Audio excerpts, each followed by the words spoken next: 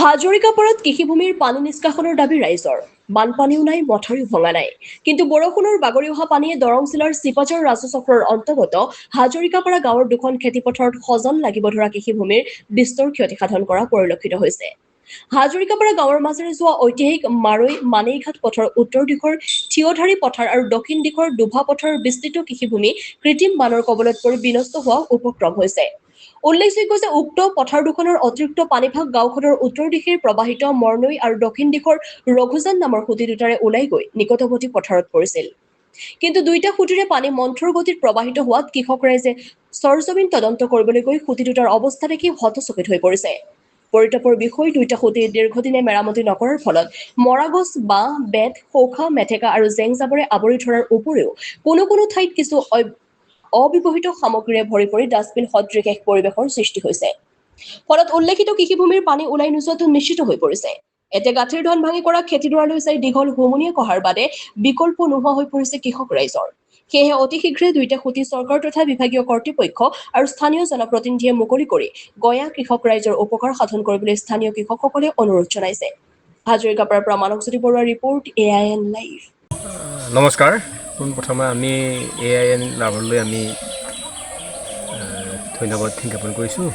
ডাঙৰ প্ৰধান সমস্যা হৈছে আমাৰ বিশেষকৈ হাজৰিকাপাৰা অঞ্চলৰ যি আমাৰ ধ্ৰুৱতল চকৰ সমীপত থকা যে আমাৰ ডোভা পথৰ আৰু তাৰ উত্তৰত থকা থিয়াধাৰী পথৰ এই পথৰ দুখনত এতিয়া ডাঙৰ সমস্যা হৈছে। ইতিমধ্যে ৰোৱা কাৰ্য শেষ হ'ল, ধানটো লহপহকৈ বাঢ়ি আহিছে, কিন্তু উত্তৰ অঞ্চলত থকা যি বৰষুণৰ পানী, এই বৰষুণৰ পানী তাত জমা হৈ পানীখিনি বাগৰি আহি এই পথাৰ দুখন এতিয়া মানে পানীৰে ভৰি পৰিছে, ৰোৱাৰ গোটেই তল গৈছে। কিন্তু আমাৰ এই পথাৰ দুখনৰ এই পানী ওলাই যোৱা যিটো জান আছিলে, ৰঘুজান আৰু মৰনৈ, এই জান দুটা ইতিমধ্যে আমাৰ বিভিন্ন ধৰণৰ মানে এই তাত মানে পেলনীয়া জাবৰ বা মেটেকা, তাৰপিছত গছ বা পৰি এই জান দুটা ইতিমধ্যে মানে সম্পূৰ্ণ বন্ধ হৈ গৈছে।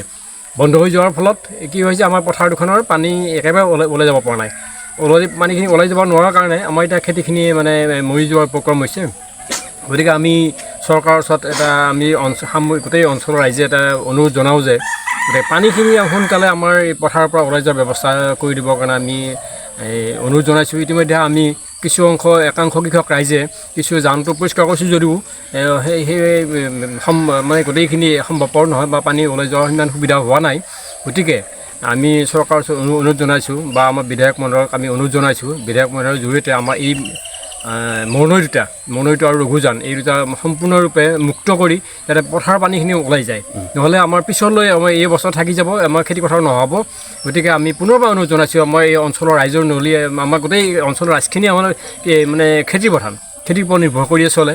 ইয়াত মানে মাত্ৰ 10% মানুহে মানে চাকৰি কৰে বা ব্যৱসায় কৰে, বাকী 90% মানুহে কৃষিৰ ওপৰত নিৰ্ভৰ কৰে।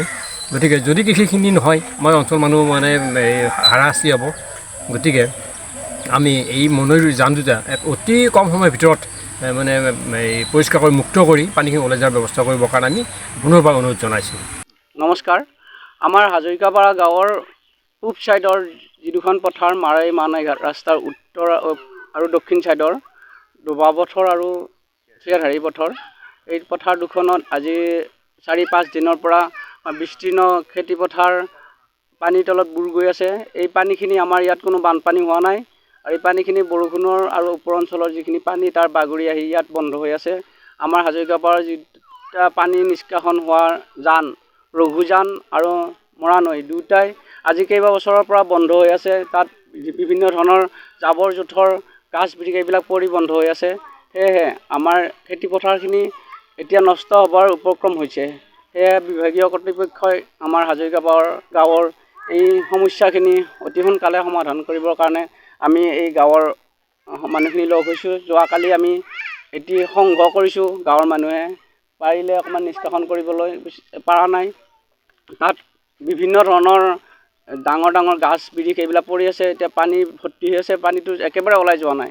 আজি 4-5 দিনৰ পৰা আমাৰ খেতিপথাৰ ডুব যাই আছে। এতিয়া আমি বানপানী হোৱা নাই, তাৰপৰা মথাউৰি ভঙা নাই, এই পানীখিনি ওলাই যোৱাৰ ব্যৱস্থা আমাৰ বিভাগীয় কৰ্তৃপক্ষই অতি সোনকালে কৰি দিয়ক, নহ'লে আমি এই খেতি কৰি ভাত খাই থকা আমাৰ এই মানুহখিনি কৃষক মানুহখিনি অতি জুৰুলা হৈ পৰিব। যিকোনো খবৰ আৰু বিজ্ঞাপনৰ বাবে যোগাযোগ কৰক 7896121996